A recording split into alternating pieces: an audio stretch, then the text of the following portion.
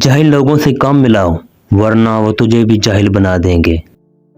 دوست سے راز کی بات مت کہو، ہو سکتا ہے کل وہ تمہارا دشمن بن جائے۔ ہر قسم اور ہر طبقہ کے لوگوں کو پہچانو اور ان کے ساتھ مناسب برتاؤ اختیار کرو۔ زبان کے شر سے محفوظ رہنا چاہتے ہو تو خاموش رہو۔ عقل مندوں کی صحبت اختیار کرو، یہ مشکل وقت میں تیری مدد کریں گے۔ کسی کو لوگوں کے سامنے شرمندہ مت کرو، جوانی میں ایسے کام کرو جو دین اور دنیا دونوں میں مفید ثابت ہوں۔ اپنے سے بڑوں کے ساتھ مزاح اور خوش طبعی نہ کرو۔ جب کسی کے گھر میں داخل ہو تو آنکھ اور زبان پر قابو رکھو۔ عورتوں اور بچوں سے راز کی بات مت کرو اور کسی کی چیز میں طمع اور لالچ نہ کرو۔